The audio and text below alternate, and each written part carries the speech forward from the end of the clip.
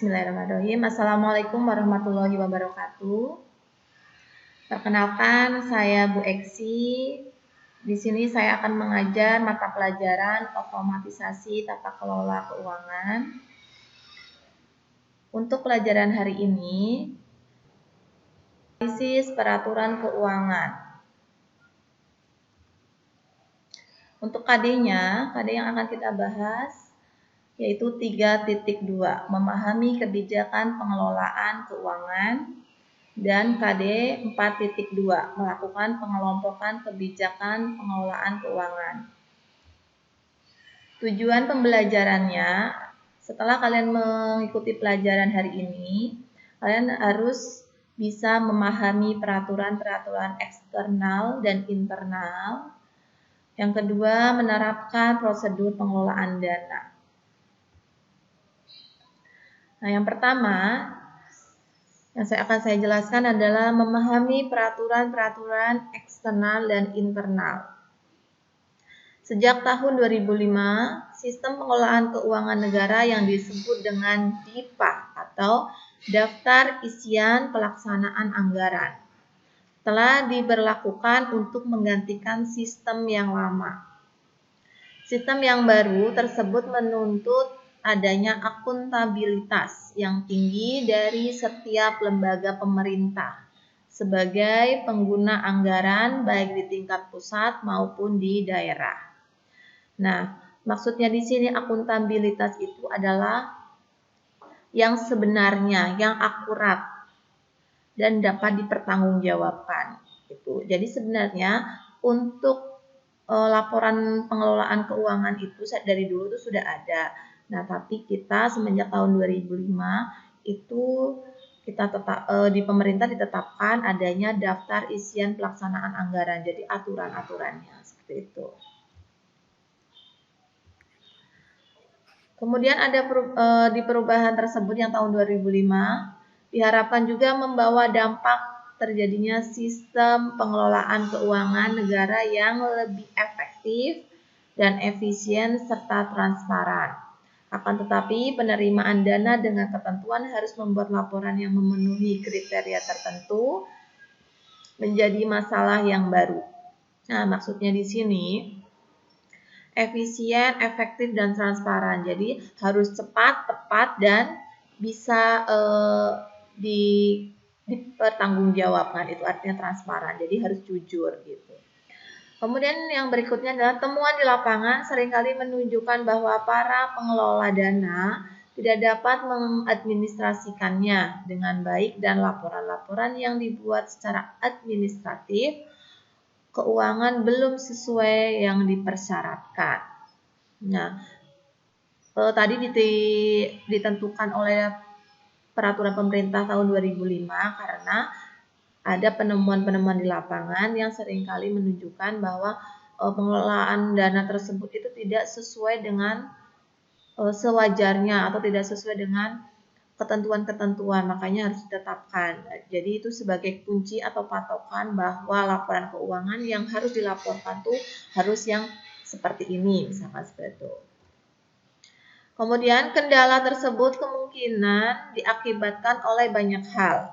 Nah, tadi misalkan tidak sebelum dilakukannya peraturan tahun 2005 itu kan banyak laporan-laporan yang membuatnya hanya sebisanya saja. Nah, itu diakibatkan karena adanya latar belakang pendidikan para petugasnya yang bukan dari jurusan akuntansi atau secara umum mereka tidak memahami petunjuk tata cara pembukuan yang sudah dibagikan atau karena sebab-sebab lainnya. Jadi bisa dari faktor pendidikannya atau latar belakang pendidikannya, kemudian memang dia tidak tahu akuntansinya sebenarnya itu bagaimana, begitu.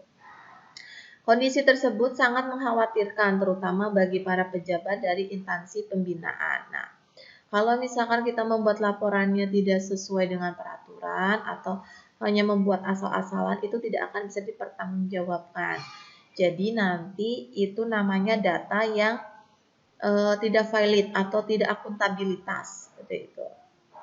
Kemudian berkaitan dengan hal tersebut, surat keputusan Menteri Keuangan menegaskan Setiap bendahara atau pemegang kas yang mengurus uang negara harus mempunyai buku kas umum.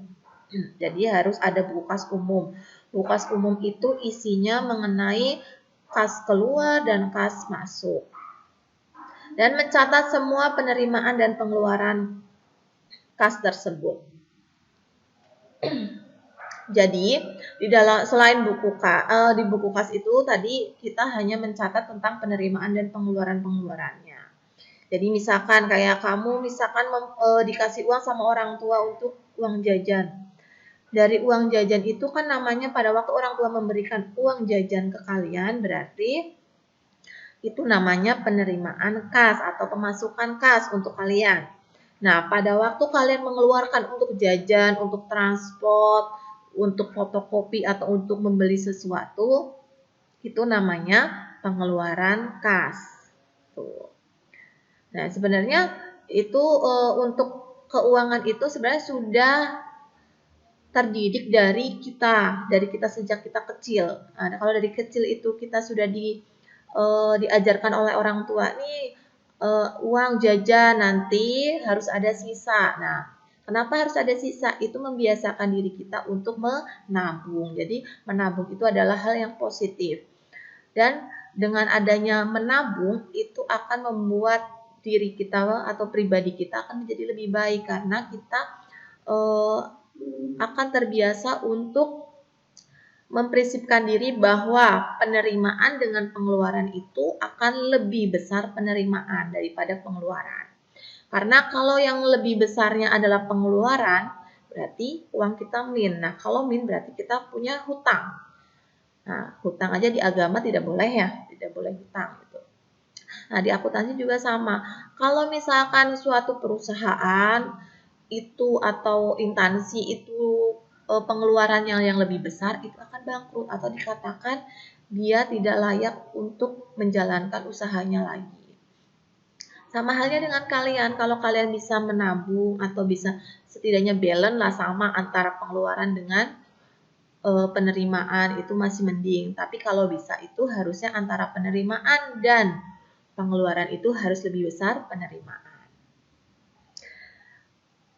Hal itu juga bisa terjadi di lembaga-lembaga swasta. Penerimaan dana belum tepat menginterpretasikannya, kebijakan atau standar operasionalnya, prosedur SOP yang telah dibuat oleh lembaga tersebut. Jadi tidak hanya dari instansi-instansi pemerintah, swasta juga sama, perusahaan juga sama, dan keuangan kamu pribadi juga sama.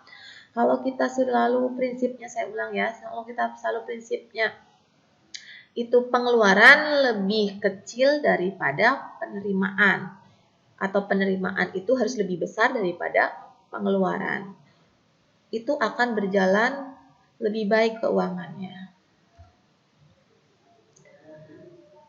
Kemudian ada penerapan prosedur pengelolaan dana. Di sini ada beberapa poin. Dalam mengatasi keterbatasan kemampuan pengelolaan dana, dapat dibentuk tim kerja. Nah, kita harus membentuk tim kerja kalau kita di suatu perusahaan atau lembaga, sehingga diharapkan secara sinergis tim tersebut mampu mengelola dana dan membuat pertanggungjawabannya. Nah, untuk tugas pokok tim pengelolaan dana adalah mengelola dana sesuai dengan ketentuan yang telah disepakati dengan memberi dana dan mengadministrasikannya, penerimaan atau pengeluaran dana, serta pembuatan laporan keuangan. Jadi tim itu untuk tim pengelolaan dana, mereka harus bisa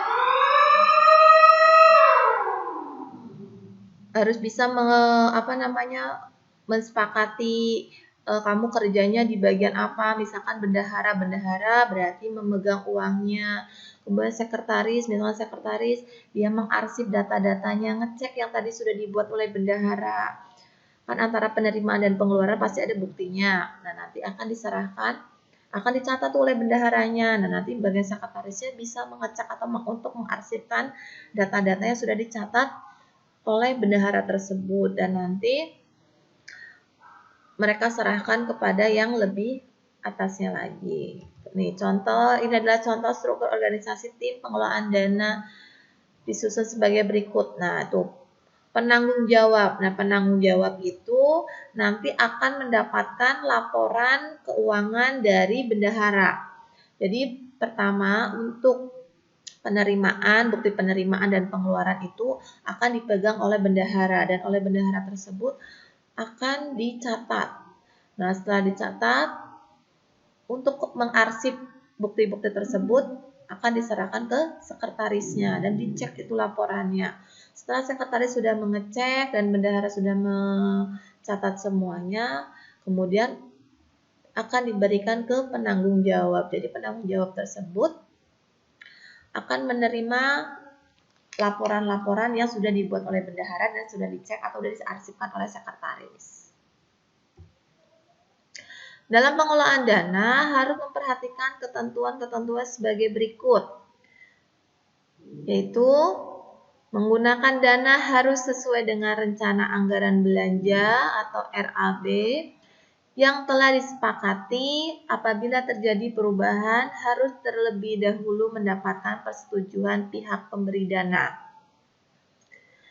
Jadi pengguna dana itu tidak sewenang-wenang meminta uang, tidak sewenang-wenang membelanjakan sesuatu gitu.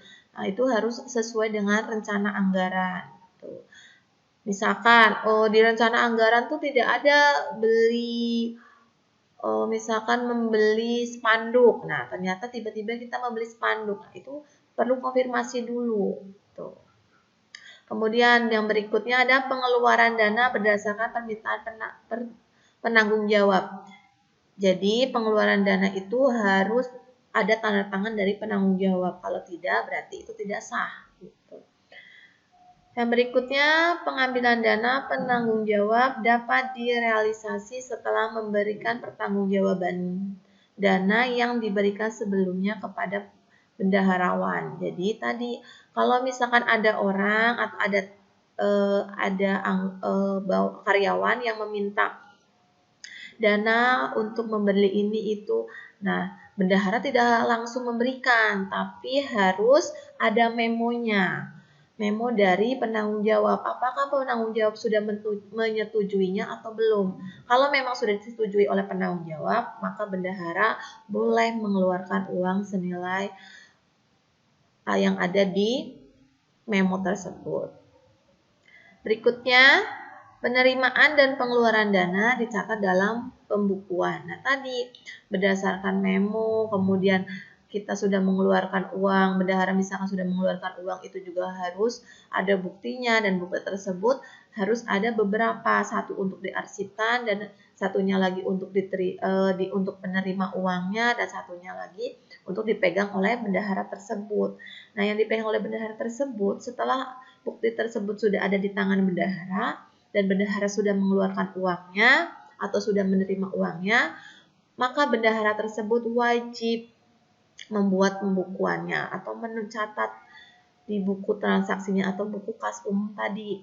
Apakah itu penerimaan, apakah itu pengeluaran. Kemudian pembukuan pada buku kas umum dilakukan setelah transaksi terjadi saat pembayaran atau dibukukan sesuai dengan tanggal terjadinya transaksi. Nah, tadi sudah saya singgung. Jadi, kalau bendahara tersebut sudah menerima baik bukti penerimaan maupun bukti pengeluaran kas, itu wajib dicatat ke dalam buku kas umum sesuai dengan tanggal. Kemudian, seluruh berkas keuangan baik berupa laporan keuangan dan bukti-bukti pengeluaran atau kwitansi disimpan secara rapi dalam file atau ordner menurut urutan nomor dan tanggal, disimpan dalam tempat yang aman dan mudah dicari untuk dipergunakan kembali setiap saat diperlukan. Nah, tadi setelah bendahara mencatat ke dalam buku kas umum, maka bukti-bukti tersebut harus diarsipkan atau disimpan, bisa dalam file, bisa dalam ordner. Nah, nanti misalkan ini betul tidak tanggal sekian, pengeluaran ada sekian atau penerimaannya ada sekian, kita tinggal cek dari file tersebut. Tuh. Yang berikutnya, bendaharawan berkewajiban memungut pajak-pajak, menyetor dan melaporkan sesuai dengan ketentuan yang berlaku. Nah, namanya kita orang Indonesia sebagai warga negara yang baik, maka kita wajib membayar pajak. Nah, pajak itu bukan hanya untuk, misalkan saya Bu punya motor, saya Bu punya mobil, saya juga sudah bayar pajak. Bukan hanya yang barang yang kita punya atau kita miliki, tapi misalkan kita bekerja, kita sudah sesuai dengan pajak penghasilan, maka penghasilan kita juga akan dikenakan pajak, seperti itu. Jadi, sebagai warga negara yang baik, kita harus mematuhi aturan perpajakannya.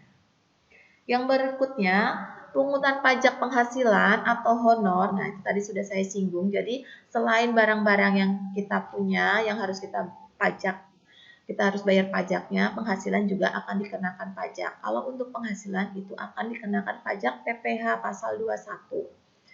Nah, di situ dijelaskan sebesar 15% dari jumlah honor yang diterima. Untuk pengadaan bahan atau barang yang nilainya di atas 1 juta, dikenakan pajak pertambahan nilai atau PPN sebesar 10%. Dan pajak penghasilan atas pengadaan barang akan dikenakan PPh pasal 22 sebesar 1,5%. Nah, itu adalah salah satu contoh dari pajak yang diatur oleh pemerintah. Kalau kita menjadi warga negara yang baik, berarti kita harus mematuhi pemerintah dan harus membayar pajak sesuai dengan ketentuan yang ada.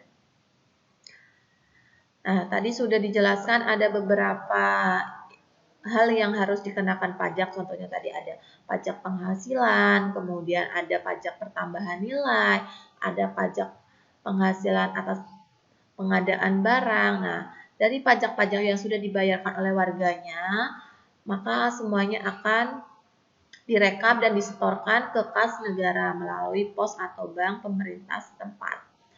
Nah, misalkan ada pertanyaan, Ibu, buat apa sih pajak-pajak yang sudah dibayar oleh warganya kemudian disetorkan ke pemerintah? Nah, itu nanti akan dijadikan sebagai pengadaan fasilitas umum. Contohnya untuk melakukan perbaikan jalan, kemudian misalkan untuk membangun rumah sakit. Nah, itu kan namanya fasilitas umum. Jadi, pembangunan tersebut bisa bangunannya akan dinikmati oleh warga. Jadi, sebenarnya pajak yang sudah kita bayarkan itu bukan cuma untuk diberikan ke pemerintah, tapi sama pemerintah juga akan diolah untuk fasilitas-fasilitas umum, dan fasilitas umum itu akan dinikmati oleh warganya lagi. Jadi sebenarnya kembali lagi uang tersebut. Dan yang berikutnya, bendaharawan atas nama lembaga sebagai pihak penerima dana harus mengurus nomor pokok wajib pajak. Nah, kalau nanti kamu sudah mempunyai KTP dan akan bekerja, biasanya persyaratannya adalah harus mempunyai NPWP. Nah, NPWP itu bisa kita buat kalau kita sudah ada KTP. Gitu. Nah, membuatnya pada kantor pajak daerah setempat. Gitu. Nanti setelah kita membuat, kita juga akan menyetor, dan menyetornya sekarang juga sudah bisa via bank. Nah, setelah saya menjelaskan dari materi awal, sekarang ini ada tugas. Nah, tugasnya hanya ada 3. Jadi yang pertama, tuliskan rangkaian aktivitas administrasi keuangan. Nah, kamu bisa ambil contoh. Misalkan, Bu, saya mau mengambil contoh dari aktivitas administrasi keuangan di perusahaan garmen, misalkan. Nah, kamu lihat di situ. Oh, tentang cara administrasi keuangannya begini-begini. Nah, yang misalkan satu lagi atas nama A. Bu, saya mengambil bukan garmen tapi perusahaan dagang, boleh. Jadi, kalau bisa nanti setiap anak itu berbeda-beda ambil administrasi keuangannya, biar nanti bisa kita diskusikan. Untuk yang kedua, uraikan ketentuan yang harus diperlukan dalam pengeluaran dana. Nah, untuk setiap perusahaan pasti akan berbeda ketentuan atau peraturannya. Maka tadi saya tegaskan. Jadi nanti setiap anak harus berbeda. Perusahaan dagang untuk perusahaan dagang bisa ketentuannya bagaimana, pengeluaran uangnya, pengeluaran dananya, untuk perusahaan garment bagaimana gitu. Nah, untuk tugas yang kayak mungkin itu saja yang dapat saya sampaikan. Kurang lebihnya saya mohon maaf, mudah-mudahan bisa diterima. Selamat belajar dan selamat mengerjakan. Terima kasih dan wassalamualaikum warahmatullahi wabarakatuh.